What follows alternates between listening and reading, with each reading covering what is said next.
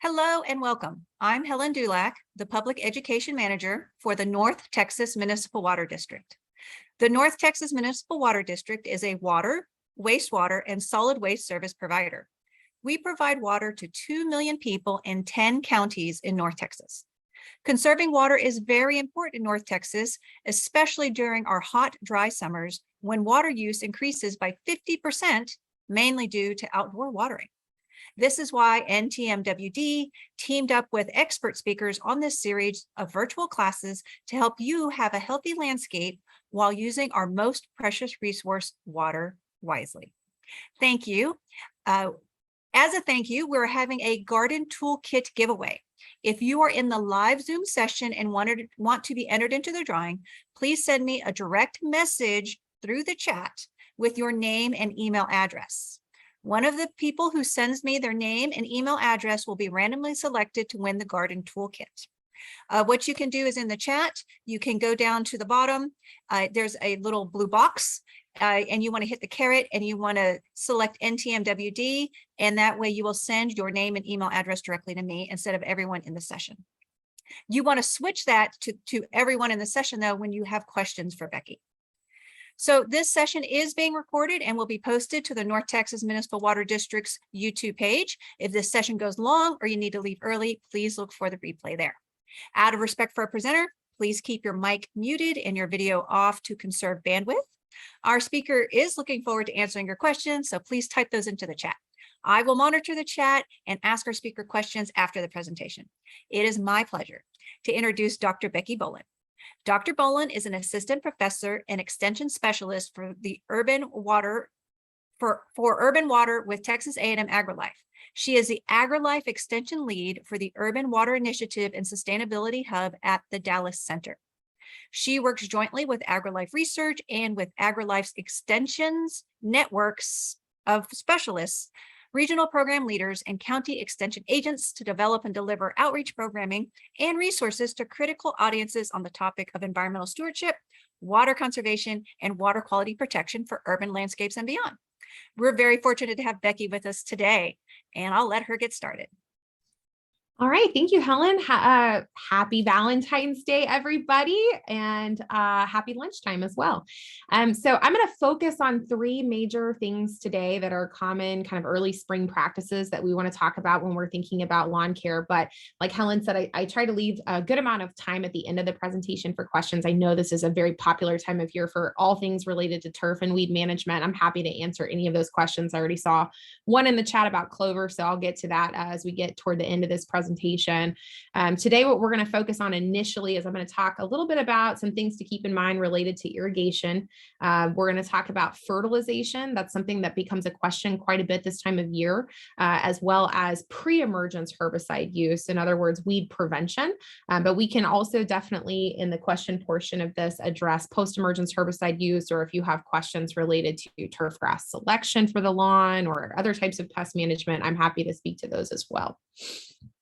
So, one of the things that I'll say, this presentation is all about loving your lawn. I would say that it's very common for us in North Texas and through many other parts of the state to see folks have a tendency to overlove their lawn, right? And so what we mean by this is it's very common for us to see issues related to overwatering, over application of fertilizers, overuse of pesticides. And when I say overuse, what I mean by that is that sometimes we overestimate what these turf grasses actually need to stay healthy and resilient.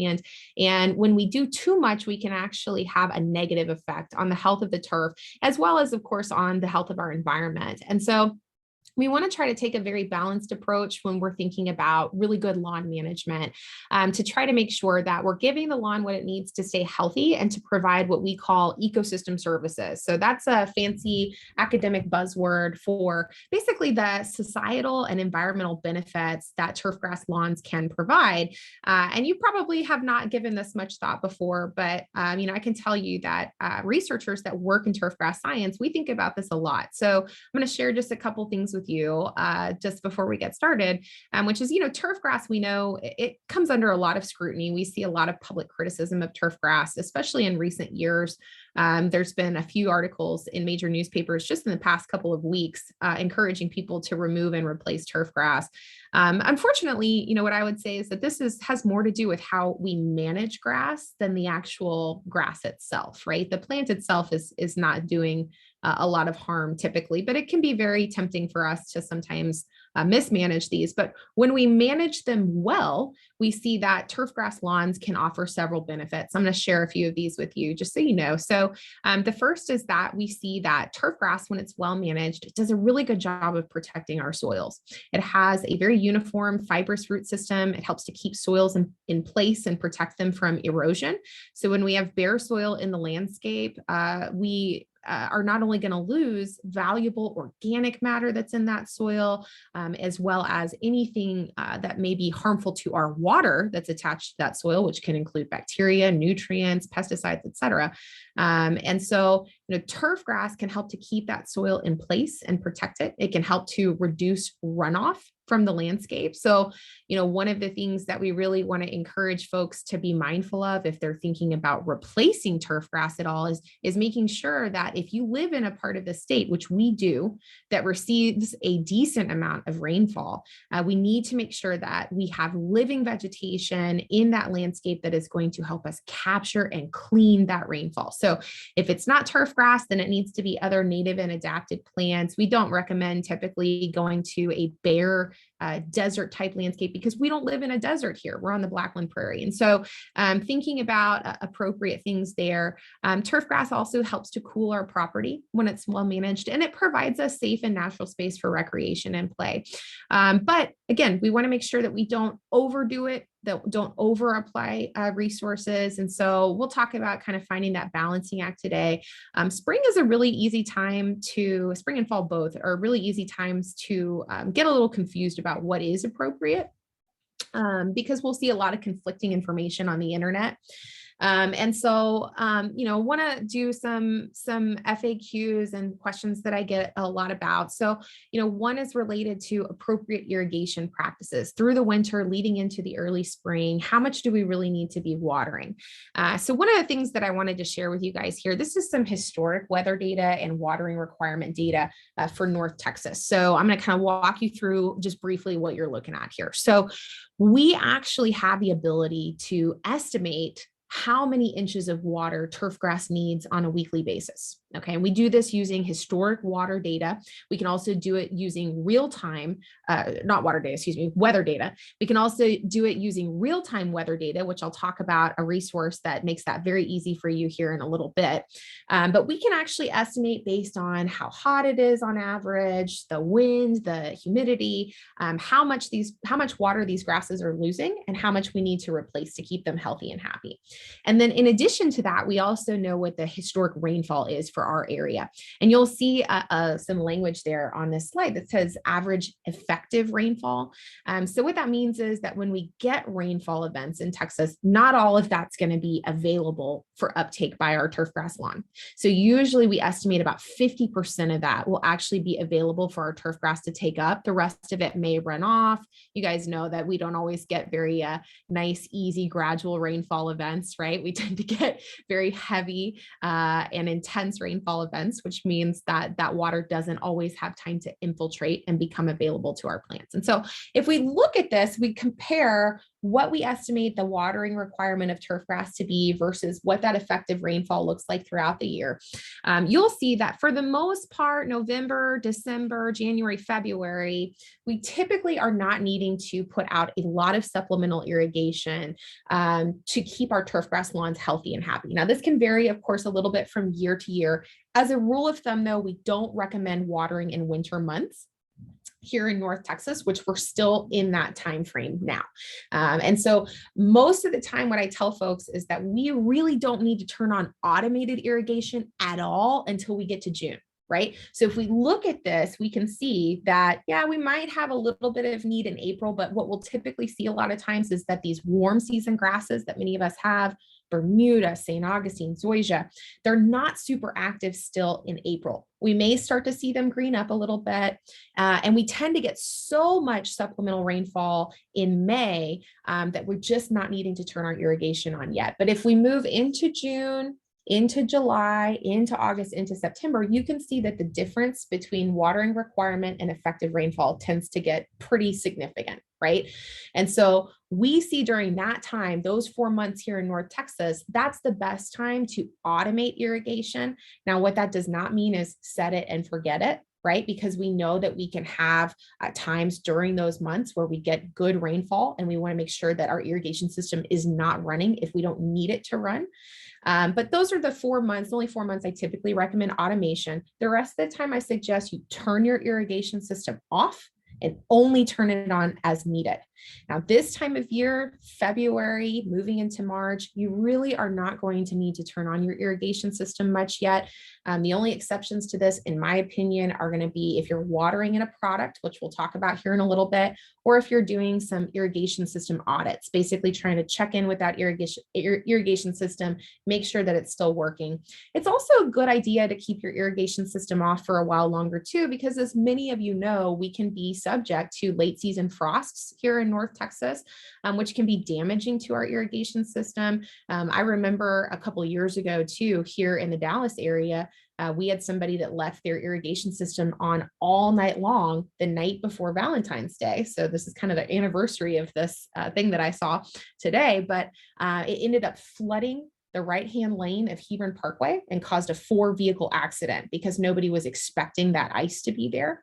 And so not only can you damage your irrigation system, but you can actually create potential road hazards depending on what that irrigation system running looks like, how much runoff you have.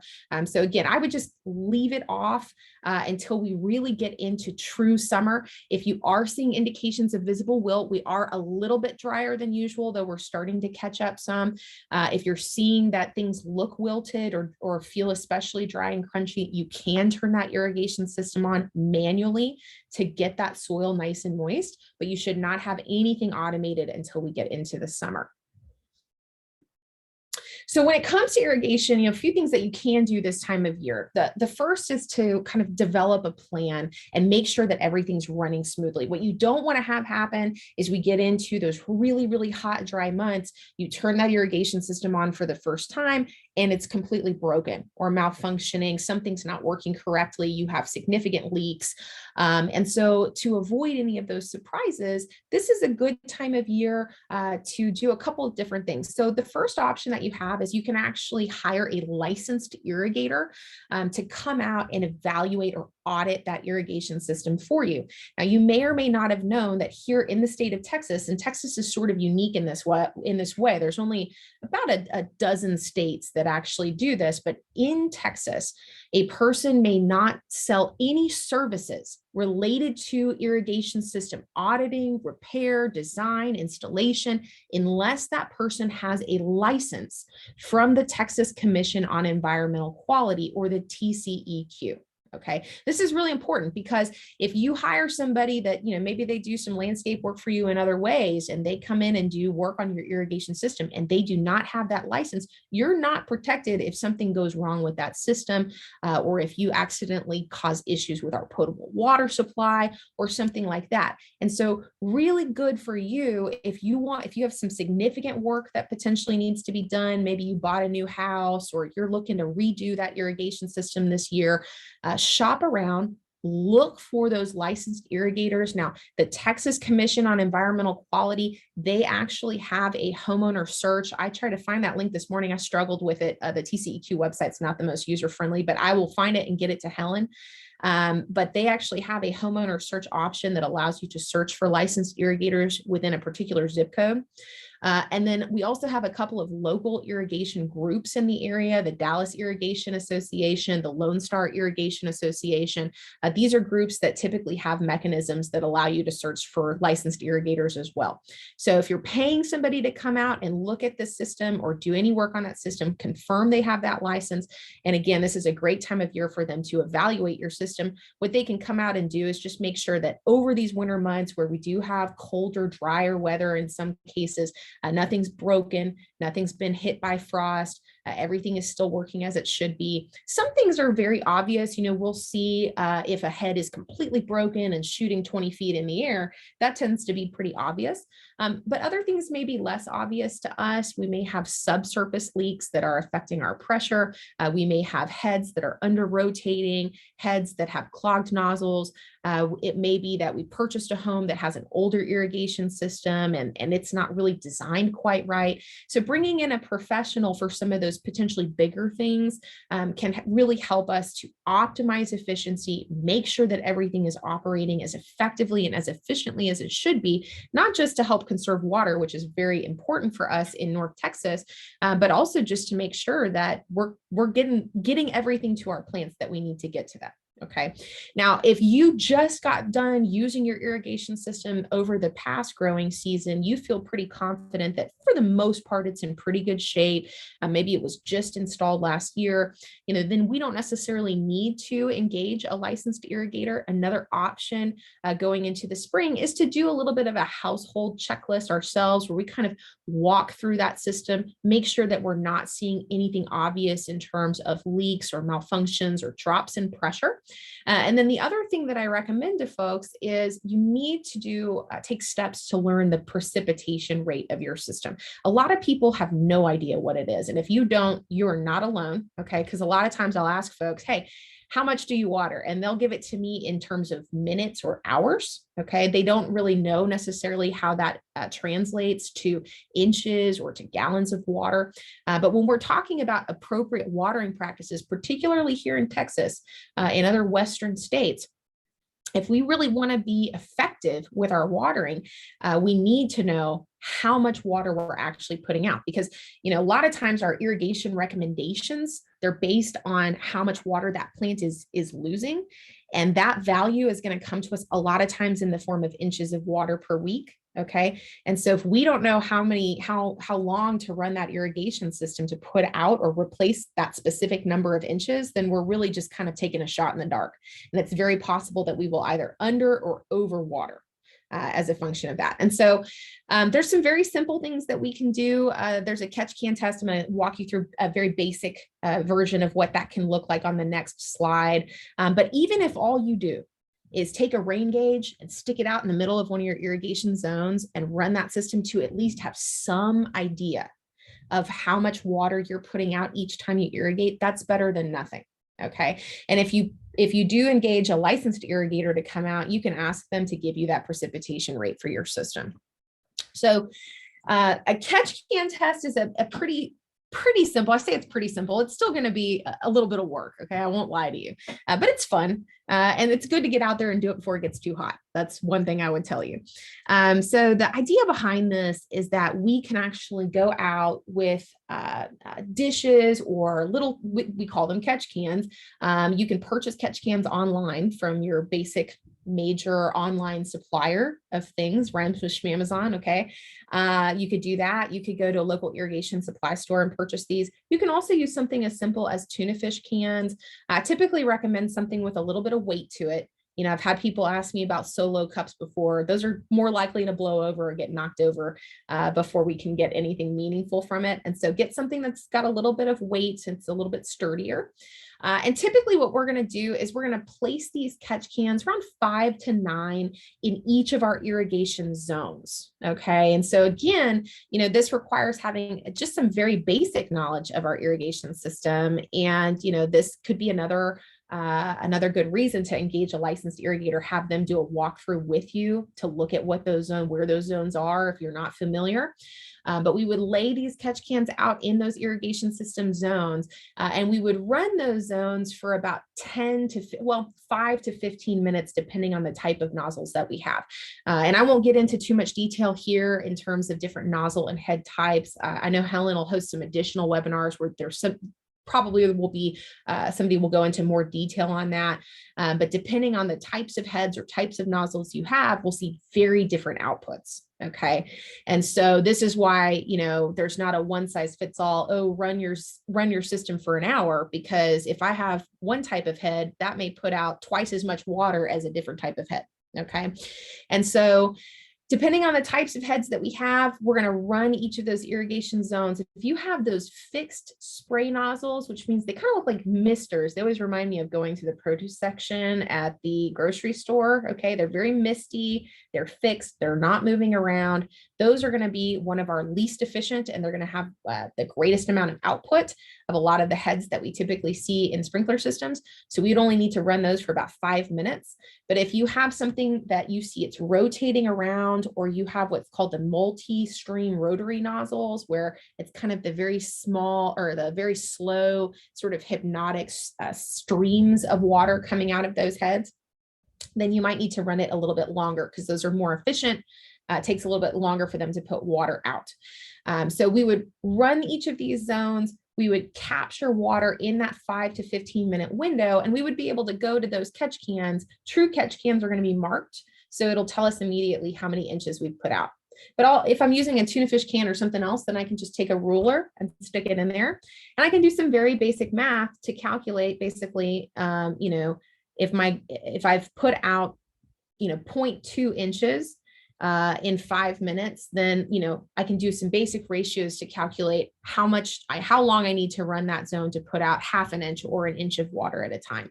That way, when I get some of these recommendations, which are commonly going to come to us in the form of, hey, water half an inch or water a quarter of an inch this week, I know exactly how long to run that irrigation system to put out that exact amount of water. Okay, so just gives me a little bit more knowledge. Knowledge is power, right? To really be efficient and effective with how much I'm watering. This is going to help me conserve water and save money while still making sure that I'm giving my grass what it needs. Okay.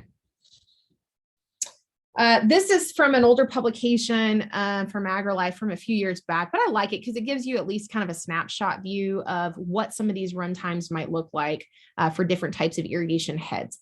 And so, a lot of times we find that putting out about half an inch of water per week once we get into those summer months is sufficient to meet the needs of our turfgrass lawns here in North Texas. And that's a lot less than most people think. Okay, so half an inch of water. I think that this past year in our drought was the first time I saw us get above that in a long time. And so this gives you some examples based on different types of sprinklers, how long you would need to potentially run those sprinkler heads to put out about half an inch of water. And what this is really good for is just demonstrating the differences in efficiency across these different sprinkler head types. So you've got your fixed spray nozzle there at the top. This is still kind of a default option for a lot of irrigation systems, but like I said, it's typically not going to be the most efficient or effective option, especially with our wind and high temperatures here in Texas. So you'll see to put out half an inch of water, it only takes 24 minutes. And you may be thinking, well, isn't that good? Don't I want something that's going to put water out more quickly? But any of you that have played with our soils before know that our soils are not especially well draining. And when we put out water too quickly on those soils, we tend to see a lot of runoff, and we tend to lose a lot of that efficiency and the effectiveness of that irrigation. So our motto for Texas should be low and slow when it comes to irrigation. We want that water to be introduced as slowly as possible and as close to the plant as possible to really ensure that we're getting the most out of it, that we're reducing evaporative losses from wind, and that we're reducing runoff losses where that water is just going right into the street. Okay, so then we've got these two options here in the middle. You have rotor heads, which are going to be very common on very large properties. So if you play soccer, or you play golf, this is typically what's going to be used to irrigate those larger turfgrass areas. And then you have multi-stream rotors, which are going to be a replacement option for the fixed spray heads. Okay. And you'll see for both of those, it takes about twice as long to put out the same amount of water because they're lower and slower. They tend to have larger droplet sizes as well, which means they're less prone to wind and evaporative losses. So these can be much more efficient options. And, this is something that as you're walking around and you're looking at your irrigation system before the season starts, you might think, hey, if this is going to be a lot more efficient, maybe this is a good time of year for me to swap those spray nozzles out or those spray heads out for those multi-stream rotary heads, which is actually a pretty easy swap. And so, might be a good time to think about a little bit of investment in your system to help improve efficiency. And then, of course, we have drip. Drip is a great option for landscape beds in particular. We do have some properties that use below ground drip for turfgrass areas. This is going to be definitely the most efficient option when it comes to water conservation. And so you'll see that to put out about the same amount of water is about 3 times as long as those fixed spray heads. So, I've talked a little bit about watering requirements. How do we know how much to water? I've sort of hinted at the fact that this time of year, we really don't need to worry about it at all. A lot of our warm season grasses are still dormant. They're not actively growing. But once we do get into these warmer months, we go back and we think about that big gap where we start to see a real need to water in June. If we want some guidance on the best way to do this, there's a really great program for this, and North Texas Municipal Water District is a partner and a sponsor of this program. It's called the Water My Yard program. It's from our Texas A&M AgriLife School of Irrigation group. And so you can actually sign up to receive weekly emails, text messages that tells you exactly how much to water that week based on local weather conditions. So it'll give you an email that says, hey, we need to put out half an inch of water this week to make up for what we lost last week. Again, that requires me to understand how long to run that irrigation system to put that out. But it's going to help me be as efficient and as effective as possible with getting that water out. All right, other things to kind of think about related to water for the spring. So this is a good time to get out and replenish your mulch, okay, in your landscape beds. I know we're talking about turf grass today, but having a nice 2 to 3 inch mulch layer in those landscape beds, not only is it going to help you suppress some of those spring weeds, those summer annuals that are going to be coming up over the next couple of months, but it also helps to seal in moisture and improve water efficiency in those areas. So it's a good time to replenish some of that. We also, as we do move forward, we want to make sure that we're following this idea of deep and infrequent irrigation. Anytime you have plants growing in the native soil, deep and infrequent irrigation is the best way to encourage them to have really deep, healthy roots. And that should be our goal for any plant that we put into our native soil. We want it to have very deep, healthy roots. And this can be counterintuitive for some folks. What we'll see a lot of times is a temptation to water every single day, just give it a little spritz of water. And actually what you're doing when you do that with these plants that are in native soil is you're making them little codependent plant babies.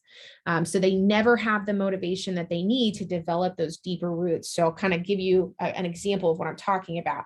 If I go out and I irrigate my turf grass lawn and I wet the upper 6 to 8 inches of soil, okay, the top part of that is going to dry down first. And as that dries down, those plant roots are going to seek out the water that's still there deeper in the soil, and they're going to grow deeper to reach that deeper water. Now, if I go out and I water every day, just the upper couple of inches, those turf grass roots never have any reason to grow any deeper. And they become dependent on me coming out and irrigating every day, which is not efficient or effective. And shallower roots are also going to mean my turf is more susceptible to frost, more susceptible to drought, more susceptible to traffic injury or any other injury that I might see in the landscape. So I want to water deeply and infrequently. I want to torture that grass just enough to encourage it to build those deeper roots. This is really important as we're going into the spring and summer months. As we get warmer, you want to try to stretch those waterings out. We want the water to go deeply, and we want enough time between watering that the plant has that need to develop those deeper roots. And so what this translates to for us a lot of times is that twice a week watering, which many North Texas folks feel is restrictive, is actually a best practice most of the time for these warm season grasses. Here at our turf grass research facility over on Coit Road, we tend to water 2 to 3 times per week, sometimes as little as once per week, because deep and infrequent irrigation is going to help us get the best characteristics from that grass. If we try to water every single day on these lawn type grasses, they are just not going to perform or be as resilient. We want to keep water close to the roots, low and slow. I already talked about this a little bit, so I won't spend a lot of time on it because I'm already getting long-winded. That happens. Cycle and soak irrigation. This is a great practice. Okay, I won't get into the weeds with it here today, but with our very challenging soils, which I don't have to explain to you guys, they're challenging, right? They're hard on foundations and they're hard on landscapes. If we cycle that water in gradually and pulse it in, and we're going to get better infiltration, better capture of that water than if we run that irrigation zone all at once. So what I mean by that is I did my catch can test. to put out 1/2 inch of water, I know I need to run my zone for 45 minutes, but I also know if I run it for 45 minutes straight, I see runoff. So what I might do is I might break that up into 3 cycles for 15 minutes each and have a 30 to 60 minute rest in between. So I'm hitting it, letting it soak in, coming back, hitting it again, letting it soak in, and then I hit it a 3rd time. I'm putting out the same total amount of water, but just more gradually in a way that the soil can absorb it. There's a lot of the new irrigation systems make this pretty easy to do. But even if you have an older one, you can usually find instructions online for how to retroactively program it to have this effect. We want to have a plan to monitor irrigation systems closely as we go into the summer. We tend to water at times of day where we may not be out in the yard, right? A lot of folks water overnight, early in the morning when they're not awake yet, and this is great. It's much more efficient from an evaporation standpoint, but it also means it's easy for us to miss when things are broken. So really have a plan to kind of check in with your system on a monthly basis going into those summer months. We also encourage early morning watering. So as you do move into those warmer months, we do see some folks water in the evenings. What I'll kind of caution you about with that is that in the spring and fall in particular, when we have milder temperatures and more humidity, if we do a lot of evening watering, that water tends to sit on the leaves of that grass overnight and cause disease issues. And so early morning watering just before sunrise can be a good time to get that water out when evaporation risk is low, and make sure that everything dries up fairly quickly after, and that turf is not just sitting there very wet for several hours. All right, so now we're moving on to fertilization and nutrient management. So this is where I like to talk a little bit about weed and feeds. We get a lot of confusion about weed and feed type products this time of year, because what we'll see a lot of times is folks will buy a product that does like 5 things. It fertilizes, it's disease control, it's weed prevention, it does your taxes, right? And it sounds really good, but when we have a product that does all those things, it makes it really hard to get the timing on each of those things correct. And so one of the things that we see a lot of times is that people will use a weed and feed for their pre-emergent herbicide, which we'll talk about here in a little bit. And, appropriate pre-emergent herbicide timing in the spring for us in North Texas is typically right now, between now and next week, typically about the 3rd week of February, tends to be a good time for us to put out that spring pre-emergent herbicide. But the downside of this is not the right time to fertilize. And if you fertilize right now, you are going to have runoff of those nutrients and potentially damage our water. And you are going to feed other things in your landscape that you don't want to feed, like weeds and disease. And so your turf grass is not actively growing yet. It's a great time to start thinking about your pre-emergent herbicide, but it is not yet a good time to think about fertilizers. And so, if that means getting separate products to do those 2 things, then that's what I would recommend, rather than trying to use a product that does all of those things. And, it means that you're doing one of those things at the absolute wrong time. So, and I'll get to appropriate fertilization timing here in a second, but, when we're going into spring, one thing to think about for good nutrient management and soil health is where we can incorporate compost materials. Healthy, high quality compost material offers a lot of benefits to the landscape. It improves our soil structure, it improves nutrient availability, it improves water availability, and it can help with many other things, supports good microbial growth in the soil. And so in landscape beds, this is a good time to start thinking about finding some good compost materials that you can introduce into those landscape beds prior to planting anything new this spring. And even in your turf grass systems, as we get a little bit warmer than we are now, you can actually top dress your yard with a little bit of compost. We don't want to overdo it, but you can do about a 1/4 inch or a 1/2 inch layer with a screened compost material. And top dress it, and you'll see some benefits for your turf with this. And we can couple this with a little bit of aerification, cultivation practices to help move that compost into the turf more.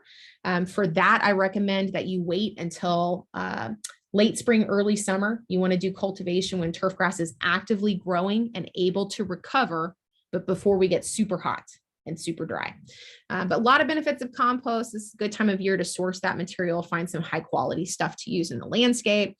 When we're thinking about fertilizers, one thing I would caution a lot of folks on, the average person, when they think about fertilizers, they just think it's plant food, can do no wrong, more is better, and so the first thing that I really want to hit home with you is that one of the top pollutants that we see in our surface waters is going to be nitrogen and phosphorus. And a lot of that is coming from fertilizers that are applied.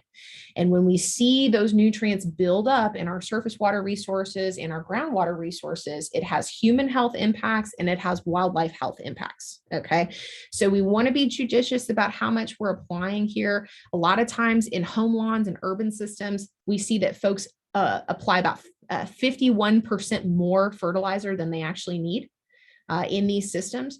And so it's very easy, very tempting to over apply these. So just be cautious when you're thinking about making these applications. This is just a little graphic that kind of shows how just nitrogen and phosphorus in particular can move into different water resources and how it can impact those water resources. And so, just remember that your property, however big or small it is, it's connected to a larger environment, right? And so the decisions that we make and the things we put out there can definitely have an impact on our North Texas water resources. And so we want to be really mindful of that when we're making these applications. We want to keep fertilizers on our landscape. We want to apply them only as needed, and we want to ensure that they're applied in a way that plants are likely to take them up and use them rather than these products be lost. So one thing you can do this time of year is to do a soil test. Soil tests are great opportunities to customize your fertilizer program to your specific landscape. You can do one for every unique area of the landscape that you manage. So you can do one for your turf grass lawn, you can do one for your vegetable garden, you can do one for your ornamental beds. You can submit those soil tests to our soil testing lab in College Station. You can actually pick up sheets and bags for this from the Collin County Texas A&M AgriLife Extension Office, which is up in McKinney. If you're not in Collin County, if you're in another county, then we have county offices in all of the major counties here in North Texas. So you'll just look at where your local county office is, and you can go by that county office to get a soil sampling sheet and a soil bag. But you can also print these from online from our soil testing website, which is right there, soiltesting.tamu.edu.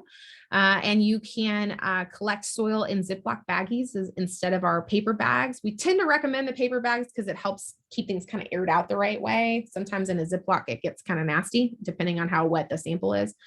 We would collect for our turf grass lawns, collect soil samples from a 6-inch depth.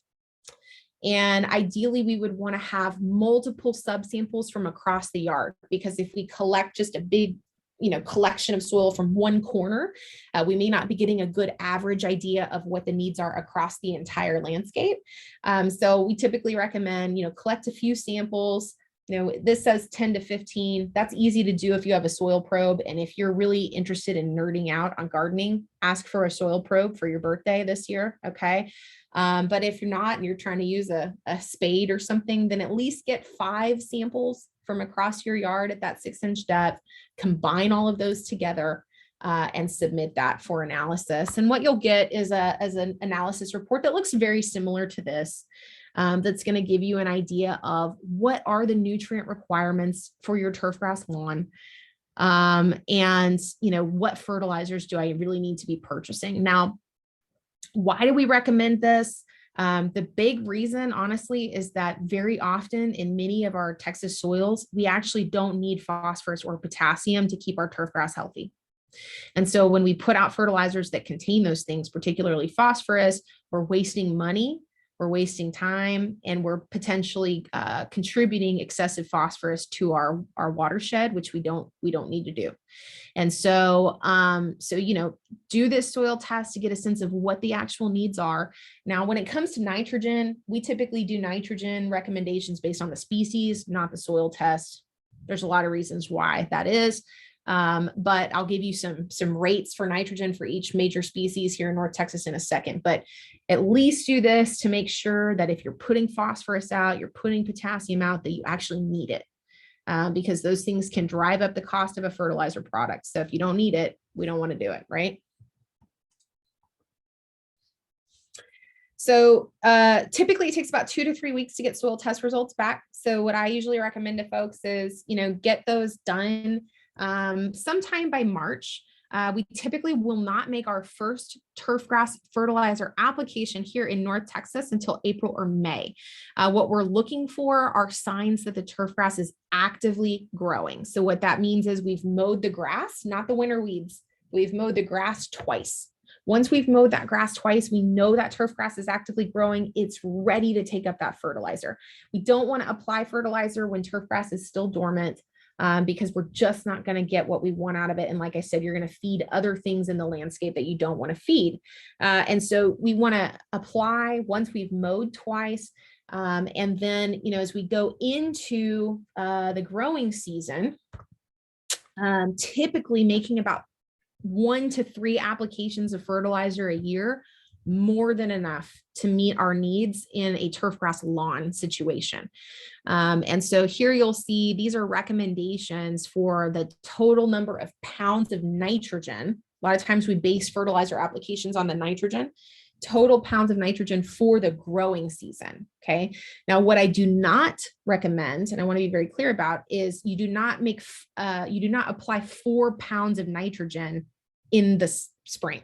Okay. These need to be spread out throughout the year to be effective. And if we apply too much fertilizer in a single application, especially if we're using a quick release fertilizer, which is very common at the big box stores, you're going to burn your turf and cause injury. So typically we're looking at making 1 to 3 applications per year. Some of these species are going to need a little bit more nitrogen than others. Bermuda grass typically is going to need the most to stay really dense and healthy of our warm season grasses. Zoysia will not require as much. St. Augustine's kind of in the middle. If you have a native grass lawn, you really should not be fertilizing at all after you get past the establishment phase, unless you see real signs that the turf is deficient. So we're looking at making about a 0.5 pound to 1 pound of nitrogen application with each application.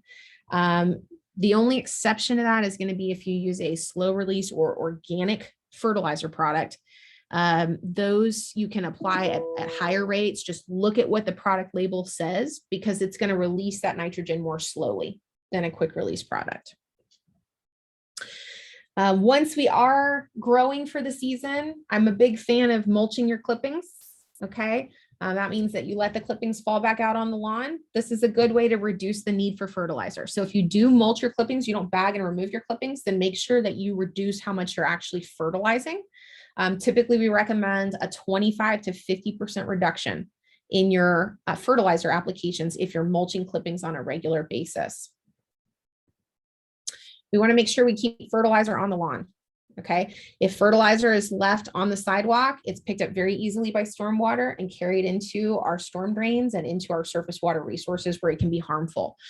So if you do use granules or something like that, please sweep them back onto the turf to make sure that they can be taken up and used by that grass. So last piece here is going to be our weed prevention. Normally I do a very lengthy explanation of this. I'm going to try to speed up though to make sure we can do questions. But anytime we're talking about pest management in the landscape, we want to make sure that we're using an integrated pest management approach. If we're talking about weeds, we just call that integrated weed management. And that basically means that we're not just relying on pesticides. Okay, we're not just relying on herbicides. We're thinking about how to keep the entire system healthy to reduce the amount of pests that I have and to improve how effectively those pesticides work. And so, couple things I'll just kind of point out here that are important, especially for the spring. The first thing that you see here, preventative control. This is the idea that anytime you're bringing something new into the landscape, new sod, seeds, sprigs, compost, topsoil, whatever it is, it could bring pests with it. weeds are a very common thing to be transferred in that way. And so try, we can't help everything, but do your due diligence to kind of know where those materials are coming from. Try to prevent introducing pests on the front end, be very cautious, and similarly be mindful of how equipment can carry pests around as well. If you've got a really big weed problem in the front yard, and not in the backyard, that mower can easily carry one to the other. And so, either mow in a different order or take time to clean that mower deck off before you go from one space to the other. The other thing I'll point out here is what we call cultural control, particularly with weeds. A dense, healthy stand of turf is the best defense against weeds. If you have very sparse open turf that weeds are infesting, you can use herbicides, but if you do not solve the problem of the turf being unhealthy, weeds are going to continue to come up in those spaces because nature always finds a way. We need to try to close those gaps to prevent those weeds from coming back. And that means checking in with how we're irrigating, how we're fertilizing, whether or not there's compaction I need to deal with, what my mowing practices look like, all of those good practices to keep that turf canopy dense and healthy and to crowd out or shade out weeds. Okay. In terms of chemical control, I'm going to focus a lot here on pre-emergence herbicides because we're just at that time of year where this is a huge topic of discussion. And just as a reminder, a pre-emergence herbicide is a herbicide that we use preventatively. So we're using this herbicide to create a barrier in the soil where the weed seed bank is to try to prevent those weeds from coming up above the surface. We tend to make pre-emergent herbicide applications based on when very troublesome annual weeds germinate and emerge in the landscape, in particular, these three weeds. Okay. So one thing that I'll say is that weeds don't sit in the soil with a little calendar waiting for a specific date. Okay. They're looking for soil temperature conditions and soil moisture conditions that are optimal for germination and emergence. And what this means is our appropriate timing for pre-emergence applications can vary a little from year to year because you guys know Texas is unpredictable. It doesn't like to be consistent. Okay.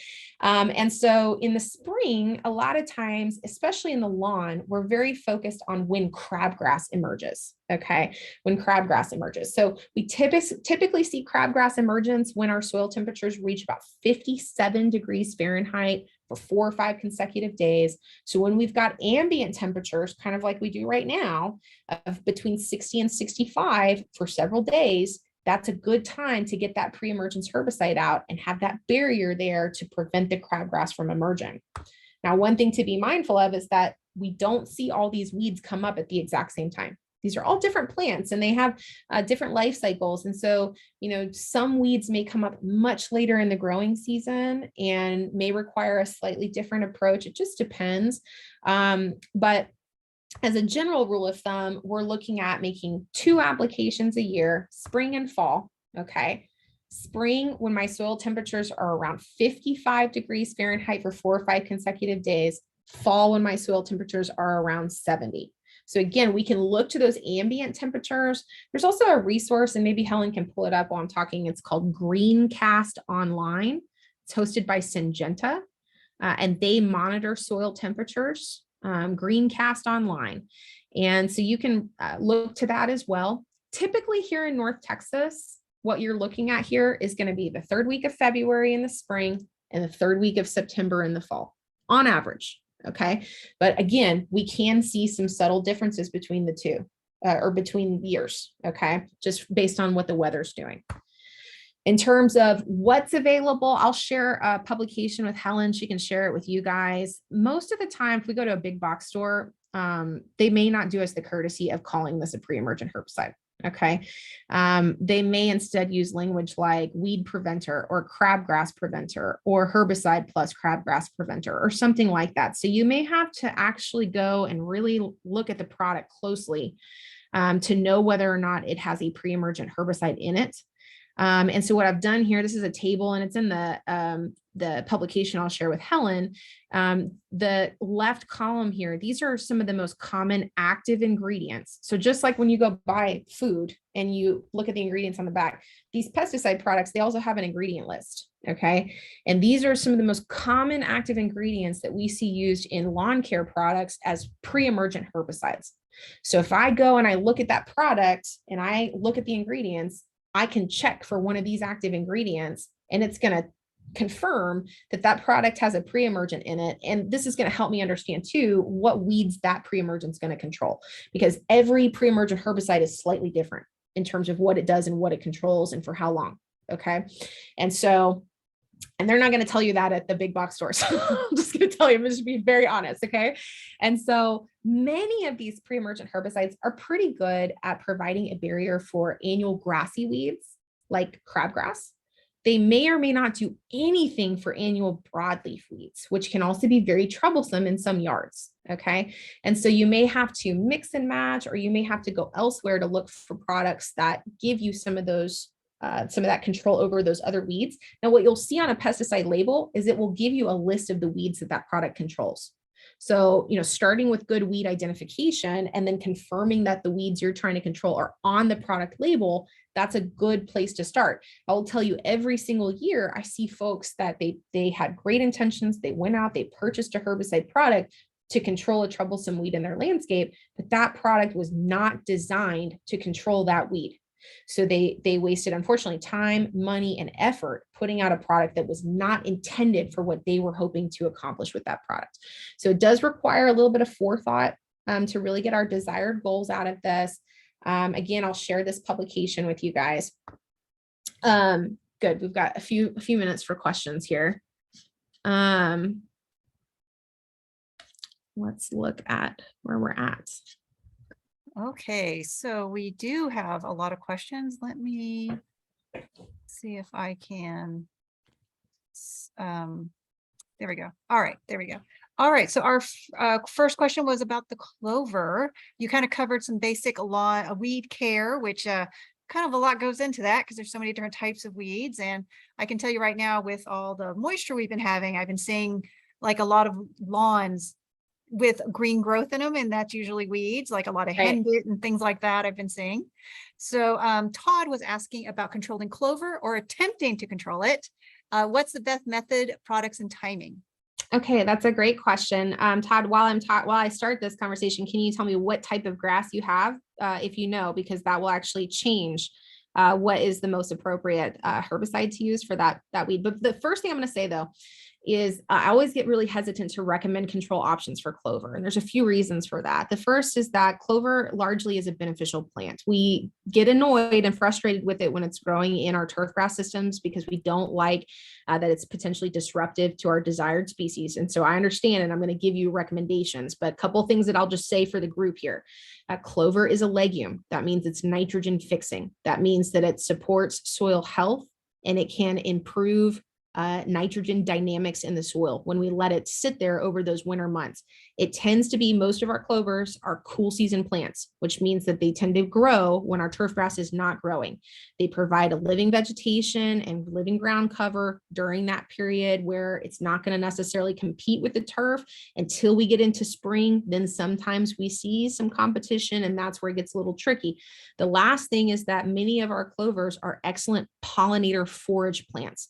And so when we've got bees and butterflies and other pollinators visiting the landscape, clovers can be a really nice option to support those in those grassy areas. Now, if we've invested a lot in a really nice high quality sod, and you're like, that's really nice to know, Becky, I'm going to have pollinator plants in other parts of my landscape, but I don't want the clover in my turf. I understand. So then what I would say is a couple of things.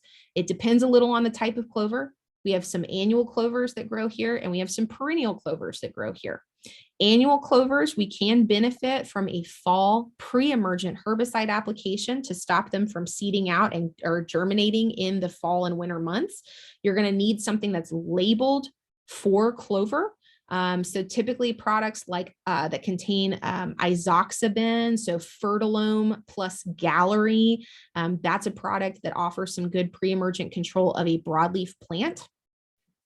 And so I'm gonna put that in the chat. Fertilum plus Gallery, and the active ingredient is isoxaben. There's also a three-way product from Bayer that contains an active ingredient called indaziflam. That is a pre-emergent herbicide that has significant control over a broad range of weeds. If you are managing, I will share. So Robin, I'm going to share the actual publication with Helen, and then you can just print the whole publication. It has everything you want to know about pre-emergence for home lawns.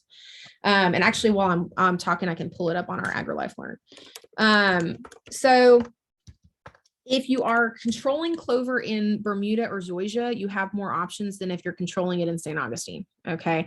St. Augustine, unfortunately, is very sensitive to a lot of herbicides. And so, for Bermuda, St. Augustine, you can use something like just a Weed Be Gone product, or Roundup for Lawns that is different from Roundup. Okay, so the Roundup is a non-selective. If I spray it on my turf, it'll kill my turf. But that company produces a product called Roundup for Lawns that's broad spectrum weed control. You're looking for active ingredients like 2,4-D, dicamba, mecoprop, which is usually MCPP. These are active ingredients that are broadleaf weed control products. And so they're going to give us generally pretty good control of clover if we apply early in the season when the clover is relatively immature. St. Augustine grass, unfortunately, is very sensitive to 2,4-D and dicamba, particularly 2,4-D. So we have to be a little bit more careful. So make sure that whatever herbicide you buy, you're going to look for two things. You're going to look for the fact that clover's on the label as a weed controlled, and you're also going to make sure that your turf grass is on the label. Some products will not be labeled for use in St. Augustine. Some products will not be labeled for use in Bermuda grass. So we want to make sure that both of those things are right on the label, that my turf grass is on there, that my desired weed is on there. And then the timing is going to vary a little bit depending on the type of clover it is. But typically, like I said, those are cool season plants. And so you're looking at late fall, early winter applications to be effective. For a lot of the winter weeds that you guys are seeing right now, which may be very frustrating to look at, we're past the window of very effective herbicide timing. Those weeds are mature. A lot of them are producing flowers. They're reaching the end of their life cycle. Herbicides are not going to be as effective. You really want to try to catch those weeds early in the growing season when they're babies and very vulnerable. I know it sounds terrible, but that's the truth. Babies, vulnerable, and that's when herbicides are typically going to be the most effective. Excellent. Thank you. It is Bermuda.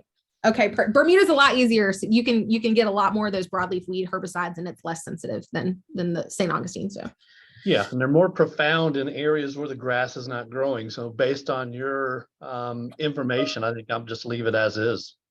Yep. And the other thing I'll say too is that if you're seeing the Bermuda is really thin and there's a lot of clover growing in there, it could mean that there's not enough nitrogen. So you may do a little extra nitrogen this growing season, because sometimes those clovers, they take over because they can produce their own nitrogen. They take over in lawns where there's not enough nitrogen for the turf. Wow, all the complexity and stuff. Okay, so Ginny has two questions. Her first one is, how long does it take to receive the results from the soil test? Mm-hmm. And how can she be sure that a pre-emergent is safe for horse and cattle? Oh, that's a good question. Okay, so soil tests typically takes about 2 to 3 weeks to turn it around. I would say more on the 3-week side when we get into the spring, because there's just more pressure on the lab and they tend to be a little bit slower. And so, if you can get it in there anytime between now and the end of March, you should have plenty of time to do something with those before it's actually time to fertilize. In terms of pre-emergence herbicide safety, so I don't work in forage or pasture systems. I'm happy to connect you with a specialist that does. I work mostly in urban landscapes, but what I can tell you about pesticide labels is that in the environmental hazard statement on the label, which is required by the EPA on every pesticide label, they do a series of 8 tests to evaluate potential toxicity to different wildlife. And so there will be cautionary statements on that product label that tells you, hey, this is toxic to these Usually it won't be specific to horses. It'll say mammals. You're looking for mammalian toxicity. And it will give you instructions both there and in the directions for use in the precautionary use statement on the label as to where those products should or should not be applied. So things that we want to be, cautious about, again, for pre-emergent, I would probably prefer to connect you with somebody that works in those systems more before I tell you to use or not use those. But a lot of times those products will say whether or not they should be used in grazing systems. They'll also, the other concern or thing that you want to pay attention to is making sure you don't apply them too close to surface water where they could run off. Like if you've got a pond where those horses are drinking from, you want to make sure that those products are not applied in too close proximity. Usually the pesticide label is very specific about how close you should be, as well as proximity to groundwater. So those are all things to be cautious about. So if you want to shoot me an email, put my email in chat. You can shoot me an email and I can try to connect you with somebody that can help you choose the right product for those types of systems. All right. And just as a reminder to everybody, I know we're at the 1 o'clock hour and we understand if you need to leave, we're going to continue to answer everyone's questions. And this is being recorded and it will be posted on the NTMWD YouTube page. So that you can get all of the Q&A information. And also, if you go to ntmwd.com/classes, it will have a link to the replay when it's available also. And also replays to all of the past classes we've had in this session. All right, so we're getting to good stuff here. Okay, so we have, of course, more questions. Sergeant asked, my front yard is on a slight slope. Like a typical Texas neighborhood, how can I fertilize and how can the fertilizer and compost be effective and not run off or get wasted because of the slope? Yeah, that's a great question. So, I think it comes down to a couple things. So there's a lot of things that we can do to try to improve infiltration on a slope. The first is keeping your mowing height of your turf a little bit taller. What this does is it promotes deeper roots. So we see a relationship between above and below ground growth, and those deeper roots help with water infiltration. If we have a bad habit of scalping our turf or mowing too infrequently, it's going to increase runoff issues with our yard. Okay. The other thing that we can do is late spring, early summer. If you're seeing signs of really significant compaction, meaning your turf is very worn down, you have bare spots, water is not infiltrating, you can go in there and do aggressive aerification. You can actually rent a walk behind aerifier from a big box store for half a day or whatever. Make sure you mark your sprinkler heads because I've seen many people hit their sprinkler heads with those. Or you can hire a company to come out, cultivate. So anything you can do to improve infiltration capacity, in other words, make your yard more receptive to water in the first place, is really important. Now, in addition to that, similar to how I talked about cycle and soak for watering, you can take a similar approach to watering in products where we're trying to do low and slow. We put out, fertilizer product will typically say something like water half an inch to water this product in. Well, you don't have to do that in a single run time. You can do that cycle and soak over several hours to gradually water that product in and reduce runoff. So that's typically what I would recommend. The compost, again, we're looking at a light top dressing. You can take a rake over it to try to move it through the canopy so that it's not sitting there on top. That'll make it also less likely to run off if you're doing a top dressing with that. But it is tricky. It's hard. We have very heavy soils and a lot of slopes in the area. So runoff is definitely an issue, but encourage deep roots, encourage good vegetative coverage. This is another reason I do not recommend xeriscapes for North Texas. Now, xeriscapes, when we're being really conscientious about water conserving plants, great. But what we don't want are barren wasteland landscapes here in North Texas. We get too much rainfall for it. So try to have good vegetation. That'll help with that water capture and it'll help with nutrient capture as well. All right. That's really good information too. All right. So Carol would like to know how often and when should she cut back her buffalo grass? That's a good question. Just depends on what your goals are. So we can mow buffalo grass fairly regularly, the way that we would mow any other turf. The biggest thing I see with buffalo grass is sometimes folks mow it too short. It likes to be kept a little bit taller because it is a prairie grass. And so, if you're keeping it as a turf type buffalo, and you can mow it however often you need to keep that desired height. But I typically recommend a minimum height of 2 inches. I tend to be in the camp more of if you can keep your buffalo in that 4 to 6 inch range. I know some people don't like to do that close to their property, but that's when it tends to really thrive. You can, if you want to keep it unmowed, then I would just cut it back at least once a year when it starts to get kind of unruly. Doing that in kind of the late winter, early spring timeframe is a good time to get rid of that, a lot of that debris, make way for the new fresh stand of buffalo to come up. Oh, that's all good information. Okay. Let's see. We have our next question is Bala. I hope I pronounced your name correctly. She's got 2 questions because he or she is a first time home buyer.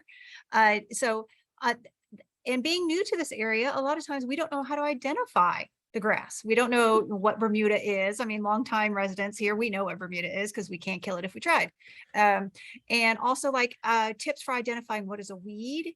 And when they got their house, they also had a sheet that came with it that indicated the precipitation rate for each zone is 2.78 inches per hour. So should they go off that information or should they still do the catch can test? That information is better than nothing, but I'm still a fan of a catch can test. We might see that those precipitation rates change over time, or they may be based just on the irrigation equipment and not actually reflective of an audit that was conducted on your property. And so, catch can test can still be a good way to confirm that. And so that's a pretty high precipitation rate. So I'm guessing you probably got fixed spray heads in your yard. So you can do that catch can test fairly quickly there and see what you're capturing in that 5-minute window. And then Helen, you'll have to help me with the other questions. Oh yeah. So, turf identification, a couple different ways you can do that. We do have an Aggie turf website that's got information on common Texas turf grasses that might be helpful. It's just Aggie. I'm gonna put it in the chat. It's aggieturf.tamu.edu.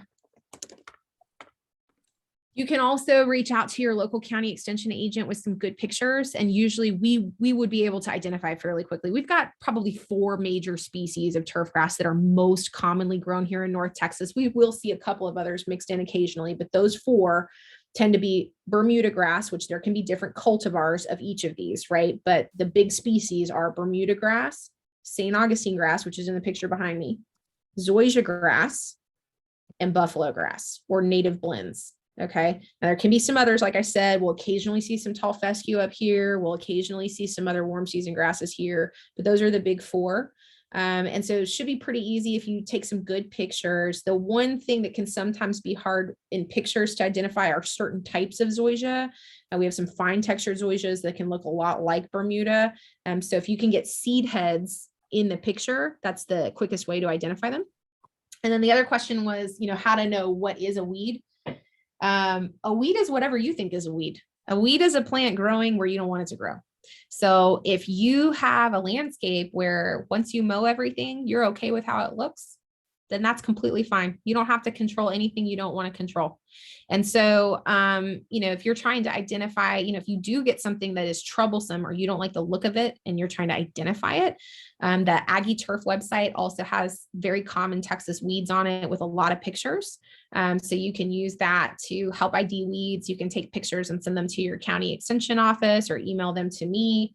And I can try to help you identify them as well. There's, probably about 20 to 25 weeds that are very common here in North Texas. Every once in a while, I'll see a weird thing, but those 20 to 25 are going to be on the Aggie Turf website. Good point. And also last year you did a presentation about common North Texas turf grasses, and that is on the NTMWD YouTube page. And I also put a link directly to that recorded session in the chat. And that can also be found at ntmwd.com/classes. Okay, we're coming down to the end of the really, all the questions were fantastic. We're coming down to the end of them. Swinson asked, what can we do for dead spots on St. Augustine in the spring? They tend to grow back sparsely through the warm season. Yeah, we'll have a lot of those this year as a function of the drought followed by some cold temps. I've got some big ones in my yard this year too. There's not a ton you can do. You can either be patient and make sure that you've got all the fertilization you need to encourage good growth, good balanced watering. Don't overdo it, but make sure that you do want to fertilize the entire yard if you are needing some recovery. The other couple things I would recommend are this. If you've got big bare spots in your yard this year, do not do a spring pre-emergent herbicide, at least not in those spots, because it will make it more difficult for that grass to come back. You can do it in the spots that are still dense and healthy, but those pre-emergent herbicides, they're designed for healthy turf. So if you put them on those bare areas, you're going to have problems. The other thing you can do is you can pull plugs, meaning roots and all, from the healthier areas of your St. Augustine and actually plug those areas on a grid. That will sometimes speed up recovery. So I can go in and take a little 4-inch or 6-inch chunk of that St. Augustine with the roots and plant it just like I would plant any other plant. Do that at a 1 or 2 foot spacing in those bare areas. And sometimes that will help support recovery. Or you can actually just go resod those areas as well, where you kind of cut and remove the dead material that's in there. And you purchase sod, just a little bit of sod to patch those areas. That will also speed up recovery. Okay, we're going to come down to our last 2 questions because I know Becky has got some other things she's got to do today, even though we love having her here and answering all of our questions. Okay, so Karen is asking what can she use to prevent killing her dichondria? To prevent killing it? Yes, I believe that's so. Depends on, so is she trying to control weeds in it? I am not 100% sure. Is that like dollar weed? Is that dichondria? It's different. But it's an alternative ground cover. We recommend it sometimes for shade, kind of like horse herb. Oh, okay. So we see some folks use it as like a desired ground cover. So Karen, that's a good question. The research on controlling weeds in these alternative ground covers is limited. Now there's growing research to look at this more. It kind of depends on the types of weeds. It would be easier to control grassy weeds in your dichondra that are physiologically different from the broadleaf dichondra that you have. But if you've got other broadleaf plants growing in that dichondra, that can get trickier. And unfortunately, you may be looking more at like mechanical weed removal, which I know people don't love to hear. I can try to look into some research out there and see if I can find a better answer. But unfortunately, with some of those alternative ground covers, the options tend to be limited. And if you're trying to control things that are very similar to those weeds or very similar to those plants in there, it's challenging because if a herbicide controls one thing, it's likely to damage your desired thing if they're too similar. Yeah, good point. Okay. All right. So this is going to be our last question. This is also from Bala. What about rabbits? Can rabbits damage your lawn? And if so, how can you help your lawn? And also, what about like rabbit droppings? Does that have any effect on your lawn?